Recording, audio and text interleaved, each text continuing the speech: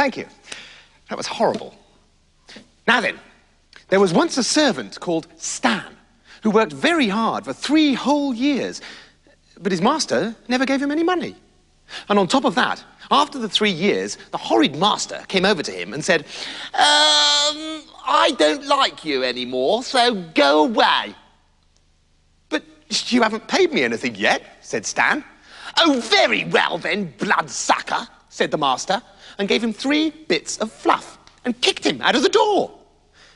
But poor Stan, who didn't know much about money, thought 3 pieces of fluff was a good thing. He put them into his purse and said, wonderful! Now I have a purse full of fluff, people will think I'm a millionaire. And Stan went uphill and down dale and sang and jumped to his heart's content.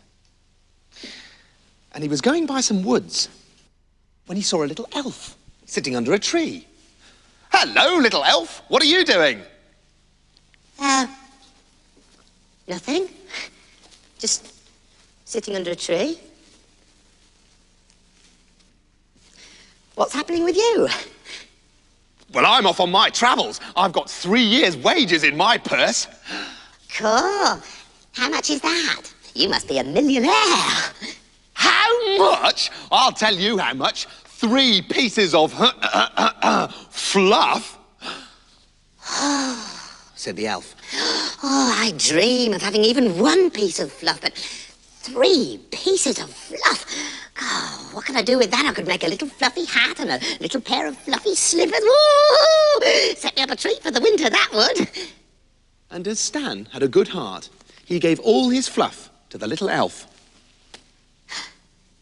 Aha, said the little elf. I see you have a good heart.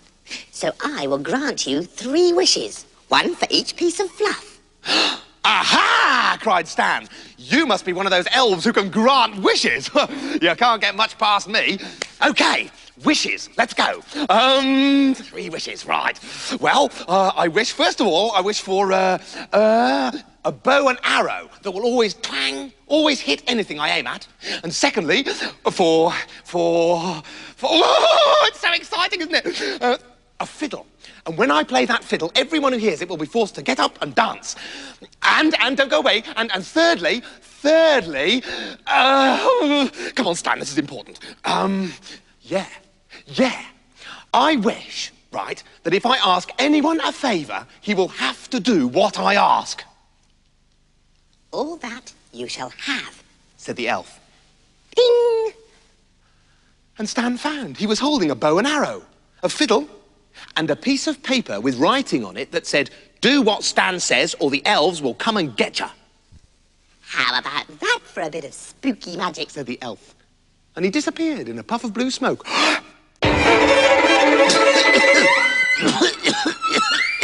Well, oh, he's gone. Well, they're not as good as 3 pieces of fluff, but they'll do me, said Stan, and went merrily on his way. And as he walked and skipped and jumped and turned somersaults until his trousers fell off, Stan heard a bird singing beautifully. Beautifully, beautifully. And as he watched, Stan saw the bird start a song that was even lovelier. Even lovelier, even lovelier. Suddenly, Stan smelt the most horrible smell ever. You know that smell when you get your socks and you're sick in them, and then you put them on, and then you run outside and play football for 3 weeks, and then take your football boots off and stand in a dung heap for a year, and then you're sick in them again, right? Well, this smell smelt even worse than that.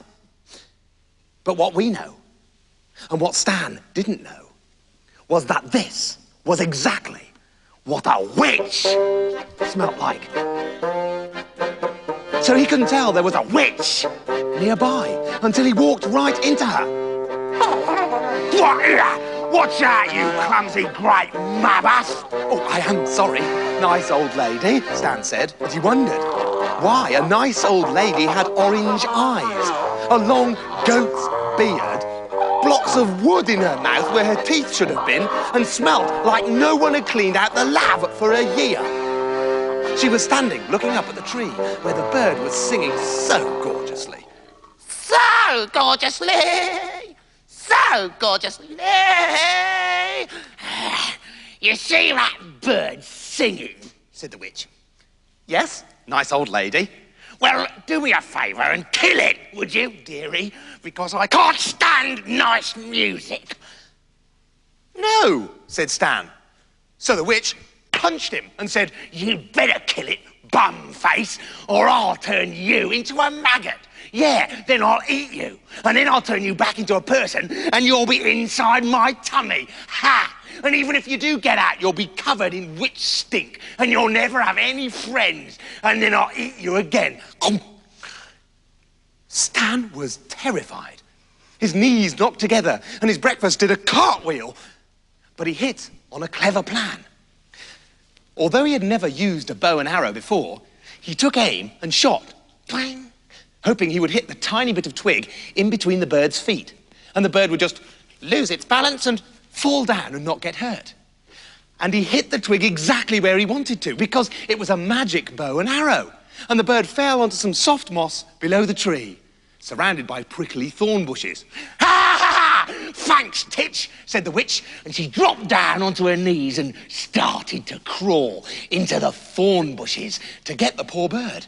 "Here, birdie, birdie, lovely birdie, birdie, come and get scrunched up by the lovely old witch." That's me. And she licked her warty lips, Lovely and warty. as she thought of the meal ahead. Well, Stan didn't want the poor bird to end up in the horrid witch's tum, so when he saw that the witch was right in the middle of the thorns, he picked up his brand new magic fiddle and began to play. At once, the witch's heels flew up in the air. Up and down she began to jump and squeal, and her teeth flew out and flew back in again, upside down. The more Stan played, the faster she danced. The thorns tore the witch's long underdrawers and pulled out half her beard, and scratched and scratched her all over. Oh dear, oh dearie me," cried the witch.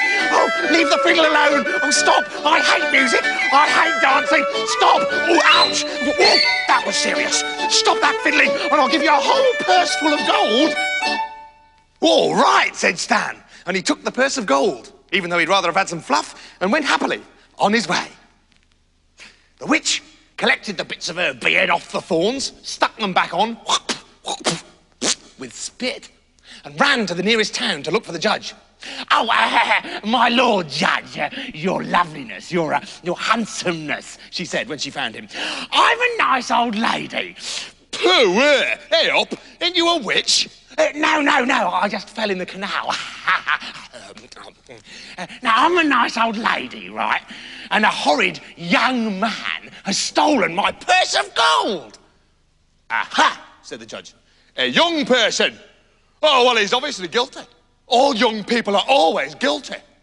And he sent his soldiers after Stan, and they dragged him before the judge. "I didn't do anything," said Stan. "That's what you think," said the judge. "For one thing, you are young, and all young people are trouble. So I order you to have your head chopped off right now." "Ha, ha, ha, ha, ha," said the witch. "There, you see, now you're gonna get it." But Stan had thought of a clever plan, so he wasn't frightened and walked very calmly to the square outside the court where he was to be executed. The square was jam-packed full with people, because people were a bit strange in those days and they thought watching people have their heads chopped off was good fun. And the witch punched past everyone, way out of the way, so she could sit on the very front row. And even then she watched with binoculars so she wouldn't miss anything. God, this is going to be great. It is, yeah. Oh, look at that axe. Oh, that's so sharp it could give you a haircut just by looking at it. "Right, any last requests?" the judge said to Stan. "And don't ask for anything stupid like, you know, not to have your head cut off or something." "No, I just asked to be allowed to play a last tune on my fiddle," said Stan. "Ah, no," screamed the witch. "Don't allow it." But Stan gave the judge the piece of paper from the elf, so the judge knew he had to do what Stan asked. Stan picked up his fiddle and played the first note, and everyone began to quiver, shake, and they raised their legs in the air. And the executioner let go of Stan and flapped his arms out, ready to dance. And the witch yelled, "Oh, my poor teeth! Tie me up! Hold me down!" But at the next note, they all began to dance, leaping and bouncing, and the judge and the witch were jumping the highest. Old and young, fat and thin, were springing and hopping like peas on a drum. All the dogs of the town, bark, bark, ran to see what was going on, bark, bark. And they got up on their hind legs, bark, bark, and capered about. And the longer Stan played, the higher the dancers bounced. So they banged their heads together and began to shriek and bark terribly. The judge screamed, "Young person, I will give you your life if only you will stop this fiddling." So Stan took pity on them and put his fiddle away. And instantly, all the people and the soldiers and the dogs crashed to the ground in a heap. And Stan went away happy and free, except he was a bit disappointed to have so much money and not one bit of fluff. So lovely.